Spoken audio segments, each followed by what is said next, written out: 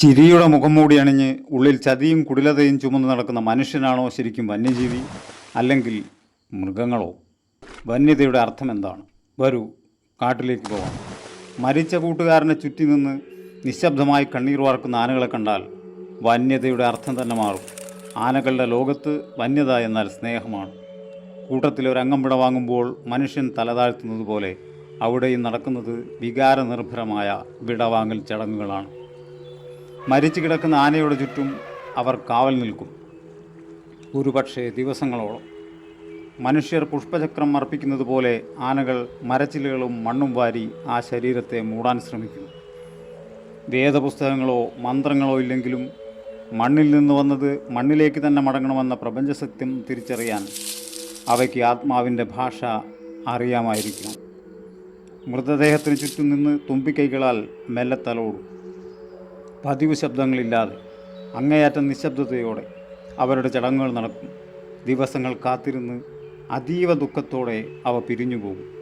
വർഷങ്ങൾക്ക് ശേഷവും അതേ വഴിയിലൂടെ കടന്നു പോകുമ്പോൾ അവശിഷ്ടങ്ങൾ അവിടെ ഉണ്ടെങ്കിൽ അവരുടെ ലോകത്ത് നിന്ന് പിരിഞ്ഞു പോയവരുടെ ഓർമ്മകളും പഴയ ബന്ധങ്ങളും പുതുക്കാനെന്ന പോലെ തുമ്പിക്കൈ കൊണ്ട് തൊട്ടു നോക്കും. കൂട്ടത്തിലുള്ളവരെ മാത്രമല്ല, അപരിചിതരായ മറ്റ് ആനകളെയും ചിലപ്പോൾ മറ്റ് മൃഗങ്ങളെപ്പോലും ഇതേ കരുണയോടെ അവർ അടക്കം ചെയ്യാൻ ശ്രമിക്കും. അവയുടെ കരുണയ്ക്ക് അതിരുകളില്ല. കുഞ്ഞിനെ നഷ്ടപ്പെട്ട തള്ളയാനയാണെങ്കിൽ ജീവൻ തിരികെ വരില്ലെന്നറിയുമ്പോഴും ശരീരം ഉപേക്ഷിക്കാൻ അവൾ ദിവസങ്ങൾ എടുത്തേക്കാം. വിളിക്കും, തലോടും, ചിലപ്പോൾ മൃതശരീരവും പേറി കിലോമീറ്ററുകൾ അകലേക്ക് നടക്കും. യഥാർത്ഥ മാതൃത്വത്തിൻ്റെ അവശേഷിപ്പുകൾ. പ്രിയപ്പെട്ടവർ മരിച്ചാൽ നമുക്കും സമയമെടുക്കില്ലേ അത് ഉൾക്കൊള്ളാൻ? ആനകളും അങ്ങനെ തന്നെയാണ്. മരണത്തെ അംഗീകരിക്കാൻ അവയ്ക്കും സമയം വേണം.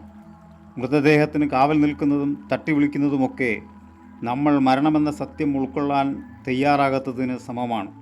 മനുഷ്യൻ ബലിതർപ്പണവും മറ്റ് ചടങ്ങുകളും നടത്തുന്നതുപോലെ ആനകൾ മണ്ണും ഇലയുമിട്ട് ശരീരം മൂടുന്നു, അവസാന ബാഷ്പാഞ്ജലിയോടെ. വർഷങ്ങൾക്ക് ശേഷവും അതുവഴി വരുമ്പോൾ അസ്ഥികൾ തൊട്ടു നോക്കുന്നത് നാം വർഷങ്ങൾ കഴിഞ്ഞാലും മുൻപേ കടന്നുപോയവരുടെ ഓർമ്മകൾ പുതുക്കുന്നതിനോടും അവരുടെ ഫോട്ടോകളോ വസ്ത്രങ്ങളോ കാണുമ്പോൾ അനുഭവിക്കുന്ന വികാരങ്ങൾക്കും തുല്യമാണ്. ഒരു ആന മരിക്കുമ്പോൾ ആ കൂട്ടത്തിൽ എല്ലാവരും പരസ്പരം ആശ്വസിപ്പിക്കും അവരുടെ ഭാഷയിൽ. മനുഷ്യർക്കിടയിൽ ഒരു ദുരന്തമുണ്ടാകുമ്പോൾ ബന്ധുക്കളും സുഹൃത്തുക്കളും ഒത്തുചേരുന്നത് പോലെ. പക്ഷേ കൊറോണക്കാലത്ത് അത് മനുഷ്യരിൽ പലപ്പോഴും കാണാനില്ലായിരുന്നു. വിഷമഘട്ടങ്ങളിൽ ഒപ്പമുണ്ടാകുക എന്നത് പ്രകൃതിയിലെ ഉന്നത ജീവികളുടെ സ്വഭാവമാണെന്ന് ഇത് തെളിയിക്കുന്നു.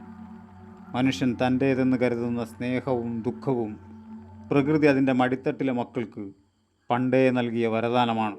അവ അതിനെ അങ്ങേയറ്റം ആത്മാർത്ഥതയോടെ സംരക്ഷിക്കുന്നു. പ്രകൃതിയിലെ ഏറ്റവും വലിയ അത്ഭുതങ്ങളാണ് ആനകൾ. ഒരു കുടുംബമായി പരസ്പരം സ്നേഹിച്ചും സംരക്ഷിച്ചും ജീവിക്കുന്നവർ. മനുഷ്യർ കുടുംബ ബന്ധങ്ങൾക്ക് നൽകിയിരുന്ന അതേ പ്രാധാന്യം ആനകളും നൽകുന്നു. ആൽബർട്ട് സ്വച്ഛർ പറഞ്ഞത് ഓർക്കുക, ജീവൻ ജീവനെ ആദരിക്കുമ്പോഴാണ് നാം മനുഷ്യരാകുന്നത്.